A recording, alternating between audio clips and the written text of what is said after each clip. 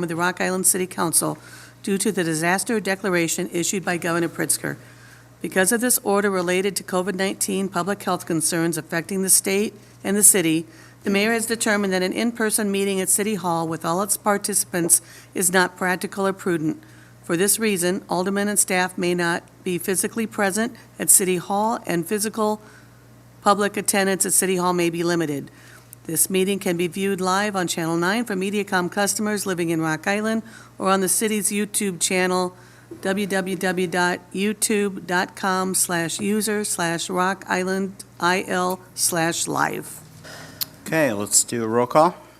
Alderman Clark, Here. Alderman Hurt, Here. Alderman Spaghettis, Present. Alderwoman Swanson. Here.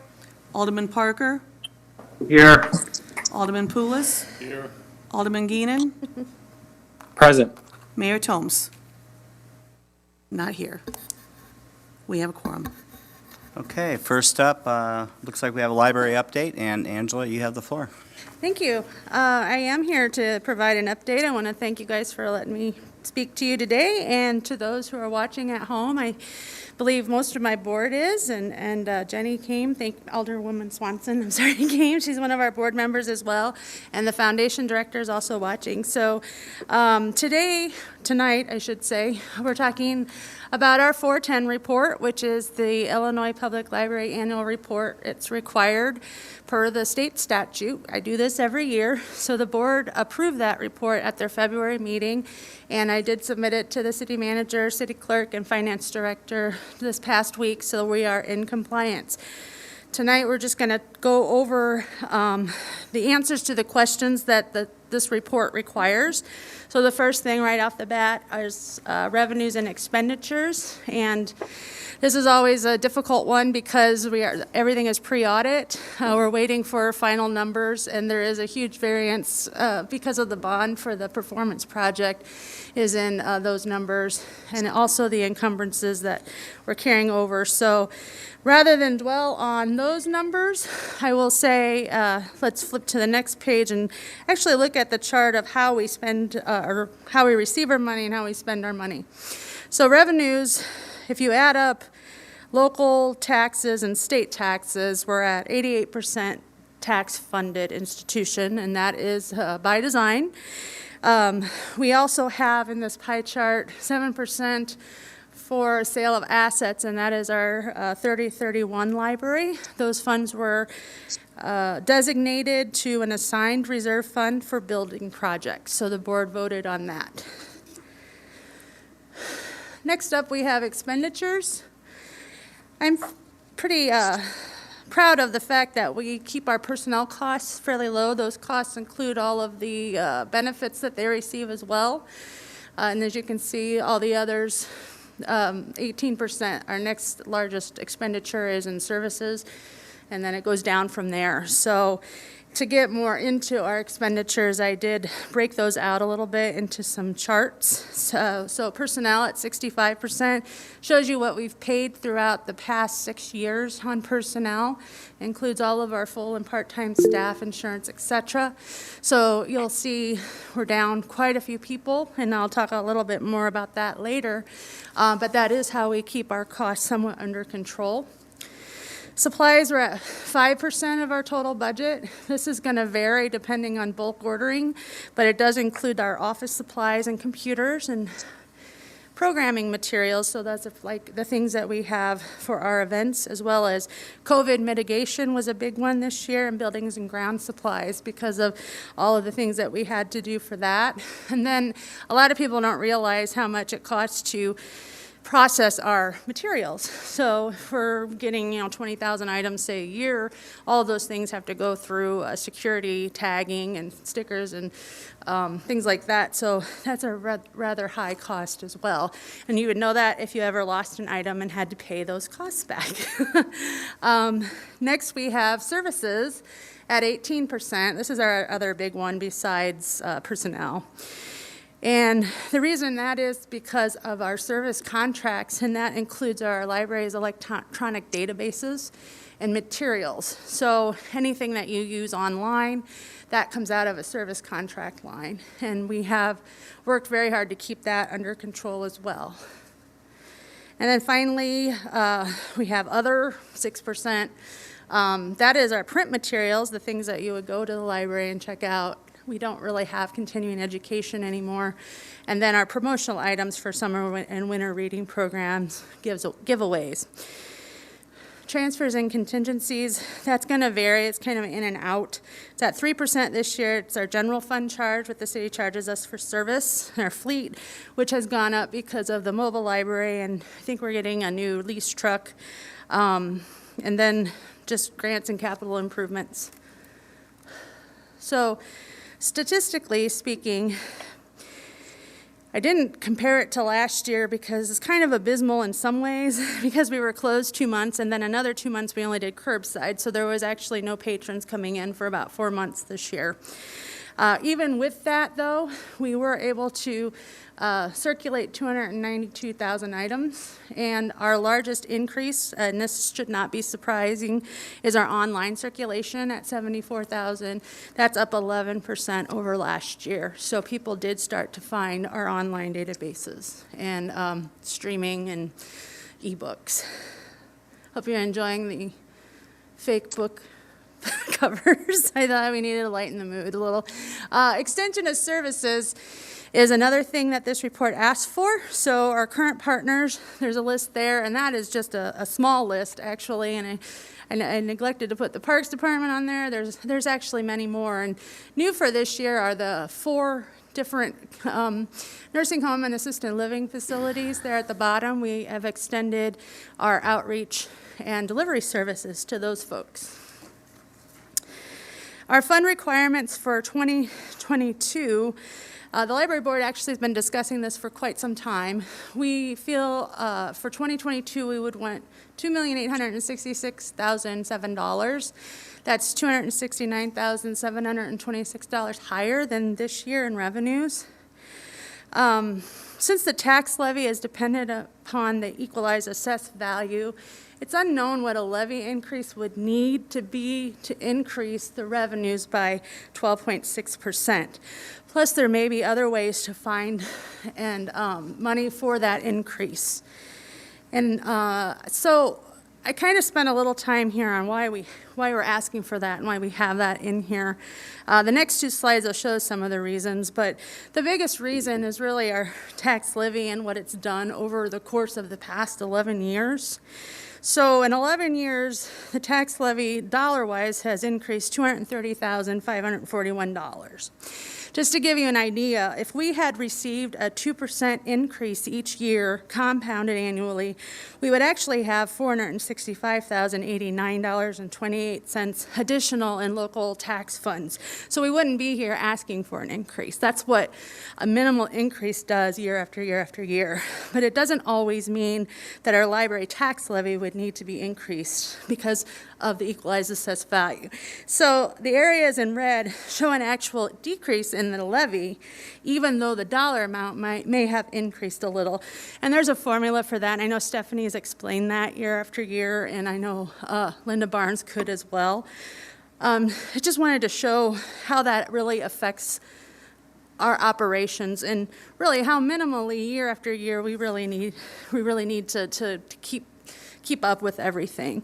So why the increase? Well, our deficit this year is $203,864, and that's planned. That's what we submitted.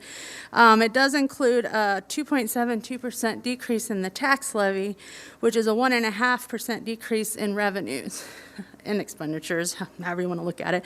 The deficit does reflect a lot of different things. Like I showed you in the previous slide, we've had flat funding for nearly a decade. The increase is not really covering the inflation. We did approve the $80,000 plus bond repayment for 20 years for the new HVAC unit and components downtown, as well as the lighting upgrades. I think I keep putting wiring in here, but it's actually lighting. Once those cost savings are realized, we can reduce the service contract line items. We're hoping to negate that, but we don't really know yet. I mean, our furnace won't be installed till later this summer, and we won't really turn it on until next year, so there's a lag there. So this is the worst-case scenario at this point. We also have a lack of library foundation contributions for library projects over the next 5 years.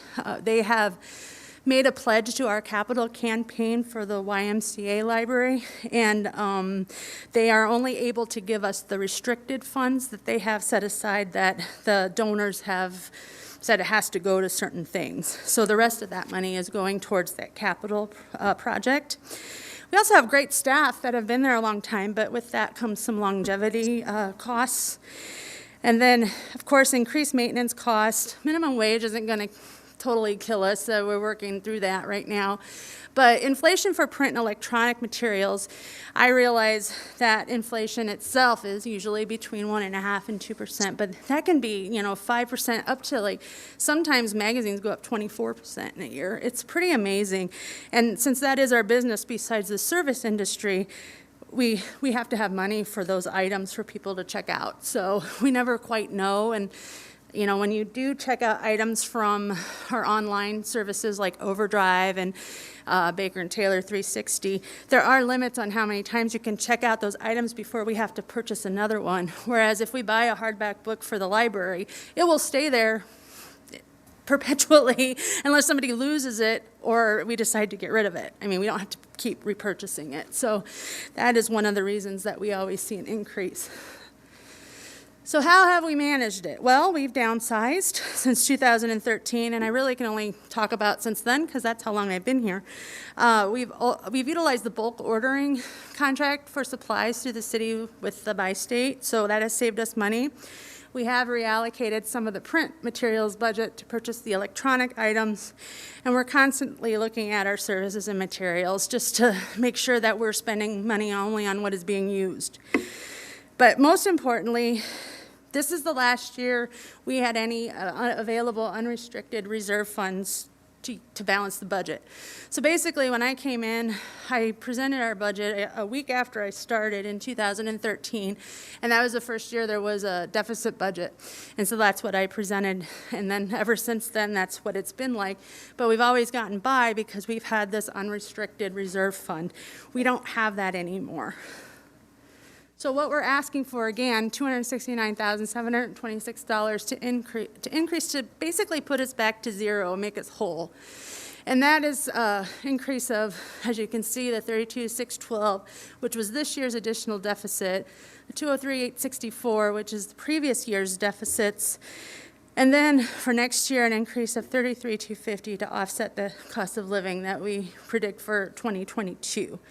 And then, of course, I should say after that, we would want to go to that model where it's 2% every year. However, we have to get to that because that should put us in a good position. But most importantly, what do you get for the money? So I like to say continued superior service. We've made a huge focus on equitable access. Throughout library school, you're always taught that public libraries are equal access to information, equal access. That doesn't mean equitable access, what we're finding. So how we've combated that is we've launched the Library to Go mobile library service. We're looking at the YMCA Library Branch partnership for a Midtown library while keeping Southwest Branch and downtown for those populations. And that would put everyone within about a 3-mile distance to a library, which on a non-winter day is fairly walkable, and it puts them by schools as well. We have launched the home down delivery and outreach services, so people who can't come, we will deliver to them if it's for medical purposes, and then the outreach to the different homes that we have here in Rock Island. We offer the online and virtual programs and events as well as in person when COVID is done. We are always working with the schools, and again, the things that we always offer, print, online, and streaming. And then we have the trained librarians who can answer your questions. We go to school a long time to be able to answer the questions that people have and refer them where they need to go. The next part of the 410 report is our statement of accumulations and liabilities. So we have a 90-day reserve, and it used to be per the city's financial policy, but it's actually kind of a working cash reserve for us because since we are mostly funded by tax money, our money doesn't roll in until the first round of taxes are paid. So that 90 days that we have pays our bills until the tax money comes in, basically. And then we have an assigned reserve fund for building projects. So that is where the 3031 sale money went. $350,000 of that was earmarked for our YMCA library, leaving us $350,000-ish for when that library is done to work on our downtown library. And we'll be talking about that with the board in future years, but we have to get one project done at a time. So we do have liabilities now with our bonds for the downtown HVAC and lighting project. And then the last thing we talk about in this report is what's new for 2020. Well, we did launch the Library to Go in January. Didn't know COVID would hit right after, but it actually turned out really great because it allowed us to still do census outreach. It allowed us to have mobile Wi-Fi hotspot access to the neighborhoods. We did host some special events when it was nice outside to be around it, and we also deliver and do curbside from the mobile library. And then we pivoted. So we closed in March and April, really looked at what we were offering and redesigned our services for the new abnormal, as we call it. All these things listed here did not exist before COVID for us. And people are getting so used to it, they're going to want that in addition to what we used to offer once COVID is done. So electronic cards, meaning you don't have to come to the library to get your library card if you only want to use our electronic resources. We've never been able to offer that until this year. And we've had over 200 people just get that card. So they have never been to the library, but they are still using our services. Census, again, homebound delivery, curbside. We have a new library app, and it makes it really easy to use our services, see our calendar of events. You can carry your library card on it, so you don't have to have the actual card. You can scan it directly from that app. Dial a story, whatever's old is new again, so people do call in and hear a story once a week. They change once a week, thanks to our city IT for helping us with that one. And then we have the online application and renewal.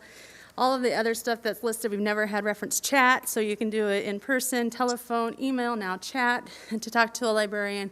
And the Take It, Make It kits, once they're published, they're sold out already, sold out in air quotes because we don't charge, but I mean, they're like the rock star of what we have, 30 to 50 kits at a time, and within a day, they're already spoken for. People just wait for those. So we're really excited to get back to in-person so we can do those things in person, but at the same time, we're enjoying this renewed love for the library. So in summary, even though COVID, we do remain an essential city service by providing the following resources that help people succeed. And I've talked about them over and over again in this presentation. We do provide the Wi-Fi and the hotspots. We've helped people find jobs. They come back and say, oh, you helped me find, I got a job because of you. I mean, that makes you feel pretty darn good when you can do that. We've helped with technology supportive learning. We have things on our YouTube channel that people can go watch over and over again if they want to learn, like the Google Suite, you know, things like that. We have still the traditional print items. Great online and streaming materials, but really what it comes down to is if you really don't know what you want or where you need to go, we are your first trusted resource, and it's free to everybody in the city. Free in air quotes too, because libraries aren't free, I know that, but the cost of them is worth every cent because libraries are funded by the public to serve the public. So we do all of this because as a society, we have decided that we should put our tax dollars towards a resource that offers public education and entertainment and sees that serving our most vulnerable populations, along with our richest, our middle class, everybody in our population as part of our mission. And our community deserves the best, and we have the personnel and the facilities in place to offer the equitable, inclusive, and diverse services that our people want. So we are, you know, essentially part of the public good. And in the same breath, I would say, as a tribute to the work that we have done, I can spell this better than I can say it. Our sesquicentennial, the 150th anniversary of the library, is next year, 11/25/2022. So we are looking for people to help us with that. We're going to start a task force and get some wonderful programming up and running next year. But 150 years and still going strong because we're changing with the times, and we're really proud of that. So with that, I will be glad to answer any questions, but I also invite you to schedule a time with me. I'll show you through all of our facilities if you want. If you want to learn more, obviously I like to talk about it. So with that, I open it up to you. Anybody have any questions for Angela? Angela, thank you for your time. Very informative. So. I do want to just make a comment, and I'll preface it by saying I am on the library board, so I am partial to it. And it's in my ward, so I'm even more partial. The new one will be. But I just want to thank the library and the staff because you all have pivoted greatly. I mean, COVID has hit. It changed how people live, how they work, how they go to school. Through it all, you have been there as a sustaining force to people, helping them navigate it. Anytime something comes up where a change and a pivot needs to be made, you all have embraced it and done a great job. And I think we are very, very fortunate in Rock Island to have the library system that we have. And in all honesty, I think you guys, you deserve the minimum increase each year because it is a service that we all benefit from, and without it, there would have been a lot of holes and a lot of gaps this past year that would not have been able to be filled. So thank you. Thank you. Thank you very much. Thank you very much. All right. Well, thank you. All right, next up, we're going to have a presentation by Public Works on PFAS and drinking water.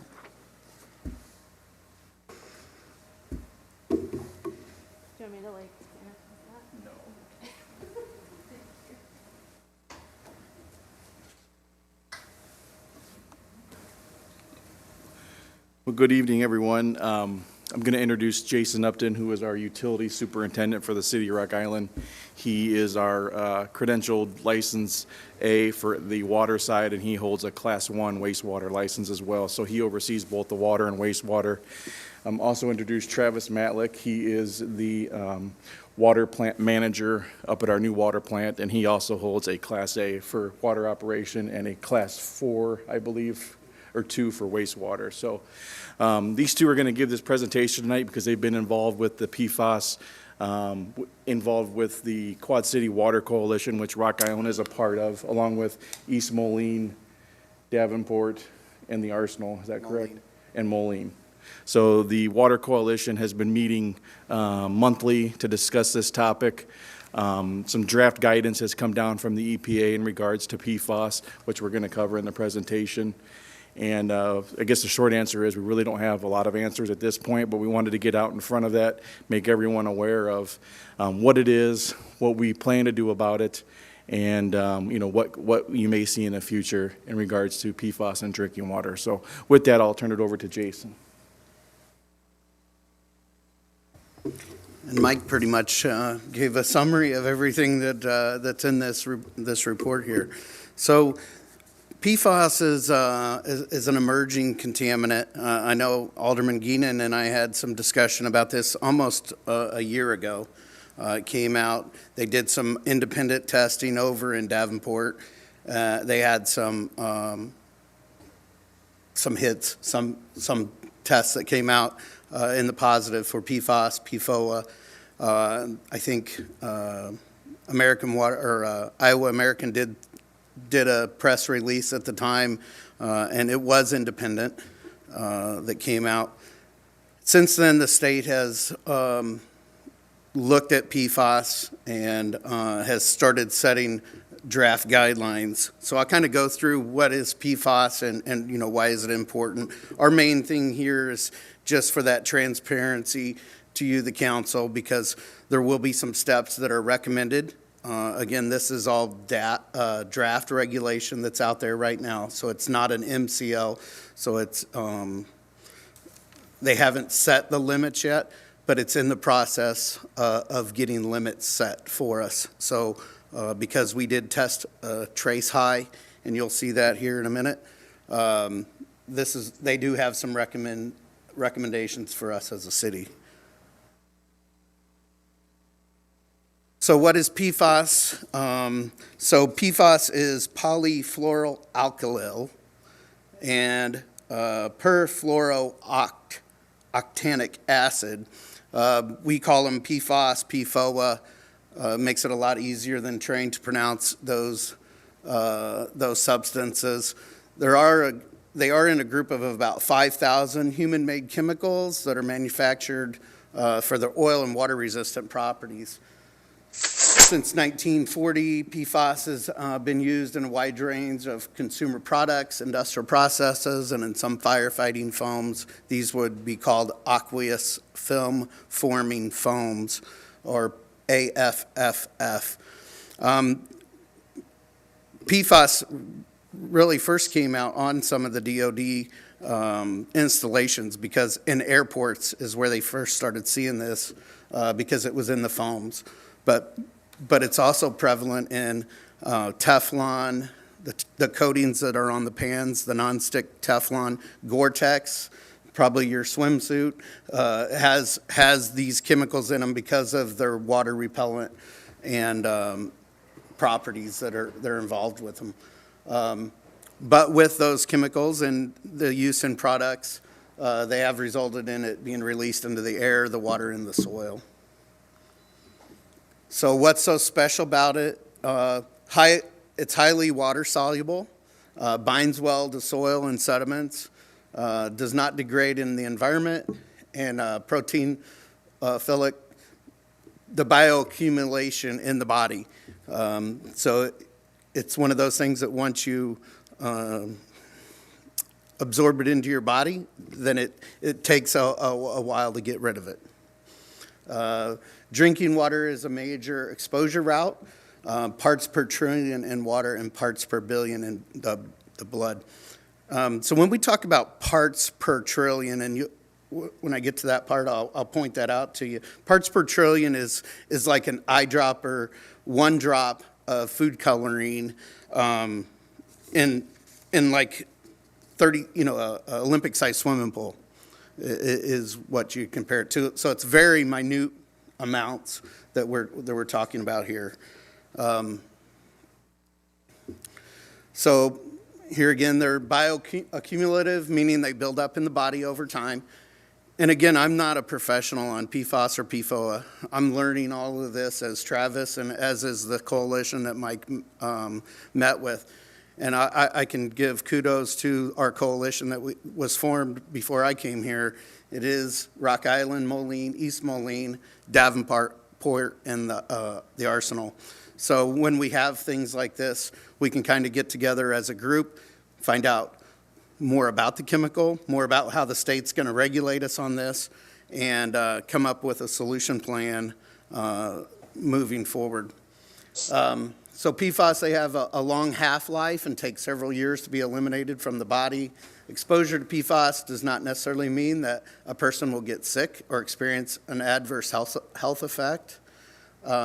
Researchers continue working to fully understand the effects on the human health.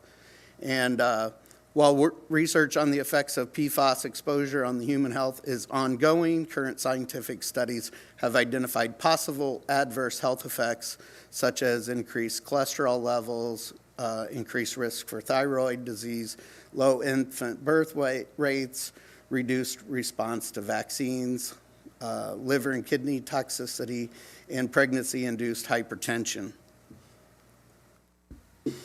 So some of the major industrial PFAS sources, facilities using and storing aqueous film-forming foams, such as DOT installations, airports, oil refineries, fire training facilities, fire stations, manufacturing, air emissions, chrome plating, and then other areas which we haven't even begun to dive into that portion yet, although they are starting to speak about it on the wastewater side because of the solids and discharging back into streams and creeks. And so on the wastewater side, I actually think it's probably going to be soon before we'll start to see regulations come on the wastewater side too, as far as what we're discharging and how we get rid of our solids. Currently, we land application and landfill. So we're taking those PFAS and PFOAs and we're basically putting them back into the ground. So it'll definitely be future conversation. So this is kind of small up here, but this kind of shows you how it gets into the widespread distribution of PFAS. You know, starting up there, the manufacturers to metal plating, and ultimately how it gets into exposure to humans. On the left, you have the contaminant and how it gets in, works its way through. And then at the bottom, the firefighting foams and how it gets ultimately into the drinking water. Our source water, if you didn't know, is from the Mississippi River. So that is one thing the coalition, I tend to talk a lot about, but we share that same source water, which is probably where this is coming from, the PFAS and PFOA. Ultimately, the EPA tested our effluent. And so this is the timeline here. 2002, U.S. manufacturers 3M that produced PFAS voluntarily discontinued production. In 2006, 8 major global companies voluntarily agreed to phase out production of PFOA and related chemicals. In 2009, they issued health advisories for limits of 400 parts per trillion and 200 parts per trillion. Then they came back in 2016 and they revised those health advisories. PFOA 70 parts per trillion, PFOA 70 parts per trillion, or the sum of PFOA and PFAS at 70 parts per trillion. Meaning, if you had if they had a detect and it was below 70 parts per trillion, they considered that okay. The health advisory was for anything 70 and above. There was a public push for more stringent levels in drinking water, and in September of last year, Illinois EPA started doing testing around the state, and ultimately, and they're still continuing to do testing. Our testing was done in January, I believe. So the state come out, did that testing as they did with the other facilities in the area, and we got our results. But just to kind of give you an idea, this is kind of this isn't just Illinois, this isn't just Rock Island, this is a nationwide, something that is nationwide. But the reason why I really like this slide is it kind of shows you, so the US EPA puts that 70 parts per trillion as an advisory. And here you can kind of see how other states are. You know, California, PFOA 10 and PFAS at 40. Maine, they have it 70. A lot of them have adopted that 70. Illinois has come out, and as you see, Illinois screening levels, you know, they have broke those chemicals down into categories, and the PFOA is the one. They put a regulatory or a recommended draft proposal on that of 2 parts per trillion. So very, very low. 2 parts, just so you know, is the detectable limit. So when they do testing, 2 is the lowest that's detectable. Now they have come along with science, and now they can get that number while testing. They can come up with lower numbers. So I don't know, and you might hear me say that a couple times, that I just don't know. We just don't know what the science is behind for setting that at 2 parts. The next step in the process for the state to set this as a regulatory amount is it goes through the Pollution Control Board, and at this Pollution Control Board they have to present the science basically as to why they recommend this as a health advisory as a limit. So this is our test. The mayor received this January 22nd is when it's dated. And this is kind of small, but as you'll look, does this have a pointer? If you look, so the limit, like I talked about, was 2 parts per trillion. Our numbers came in, the one that is considered a health advisory came in at 2.6 and 2.8. They did 2 tests, 2.8 and 2.6. So we're just barely over that minimum, that threshold there of 2. Again, you see it's draft guidelines that they have listed here. The rest of the letter is basically outlining recommendations, which I'll get to here in just 2 seconds. So what now that we had that 2.6 and 2.8 that was outside that health advisory? Neither the Illinois EPA nor the US EPA have yet developed enforceable drinking water standards. So here again, these are not regulatory, these are merely recommendations. In the interim, Illinois EPA has developed a health-based draft guidance levels for the small number of PFAS for which there is an appropriate information to do so. Draft guidance levels are intended to be protective of all people consuming the water over a lifetime of exposure. It is important to understand that the draft guidance levels are not regulatory limits for drinking water. Rather, the draft guidance levels are benchmarks against which sampling results are compared to determine if additional investigation or other response action is necessary. PFAS in drinking water is not solely a city of Rock Island or a regional specific concern, as a water system nationwide can be impacted by PFAS. Why this presentation? Here again, like I said, we wanted the transparency. We wanted the council and the city administrator and the mayor all to know that this is what's going on. And I think I'm the first one. I know Moline has had some communication with their council, and they're going to be, we're all going to be hopefully releasing a press statement. We've got another meeting this week, but we've been trying to get together on a press statement because we don't want this to be all blown out of proportion. We didn't want Moline to release it first because then our residents would be like, hey, what, you know, you guys have the same source water here. Why do they have it and we don't? We do. East Moline is the same boat. So our hopes is in working together, we'll release a statement, either from the coalition or each city will release their own.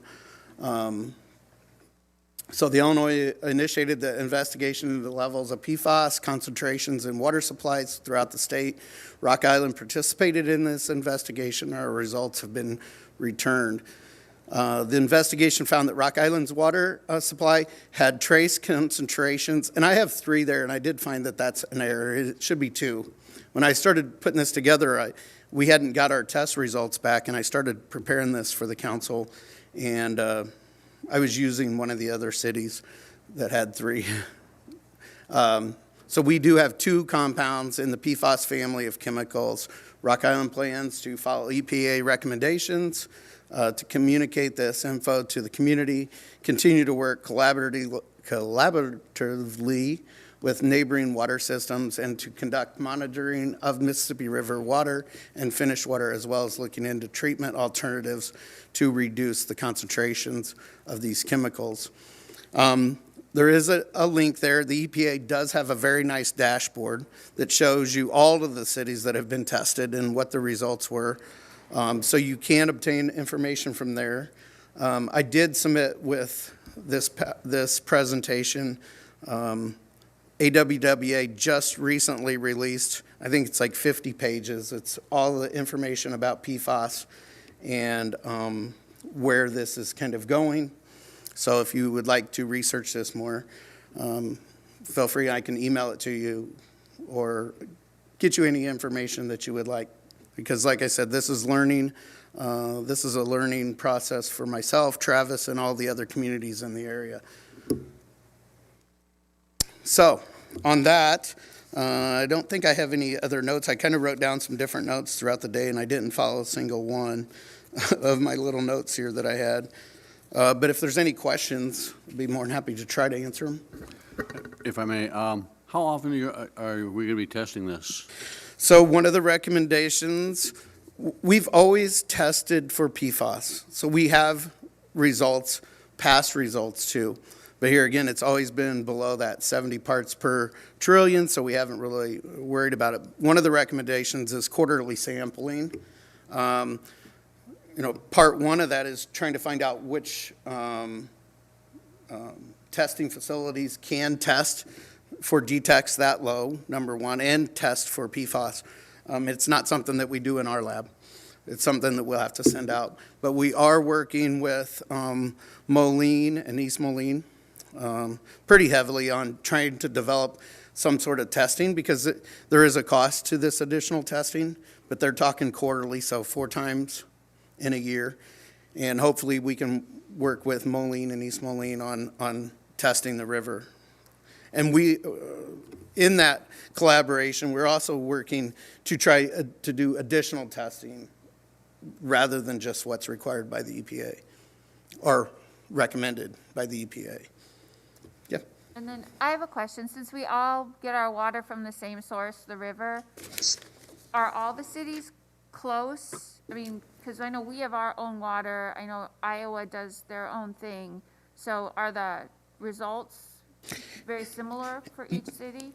Yeah, I didn't get on there and troll the other cities. You can get on Drinking Water Watch through that website and find out what the other cities, it is public knowledge, and you can find out what their test results. I think Moline was really close. I think theirs was like 2, might have been a little higher, 3 or something.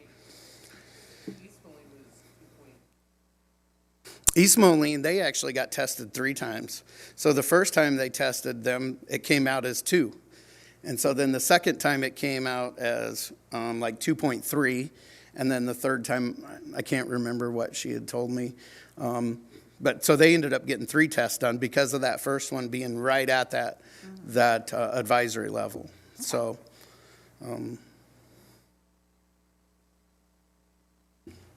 anything else? Hello, this is Sorry, go ahead. Alderman Parker. Can everyone hear me?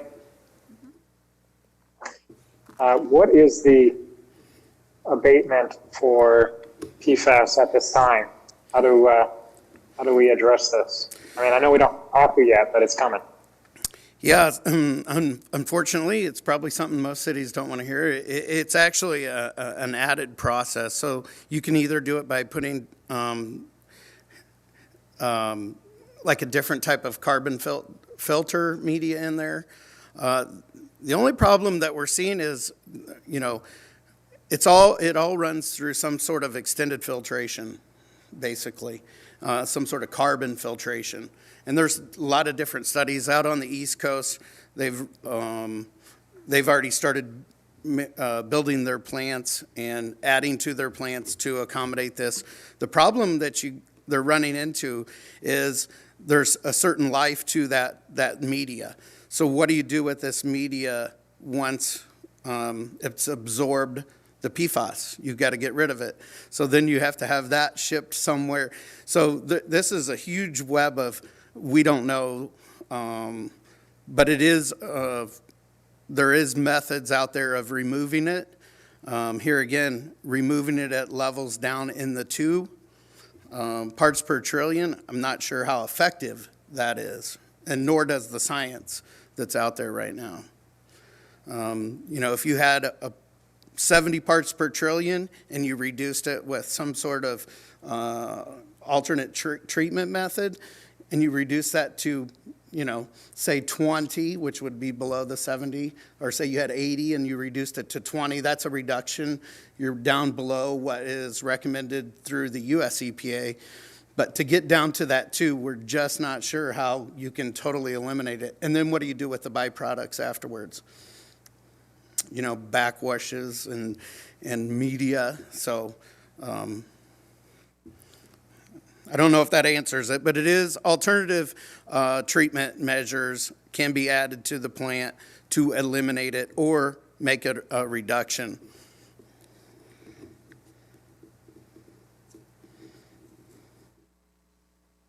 Anybody else have any questions for Jason? Well, thank you very much for your time tonight, Jason. Yep, and great you guys all information. have my email. You have Travis's email, and you also have Mike's email. So if you have any questions, feel free. They'll all filter back to one of us, and hopefully we can answer any questions that you might have moving forward.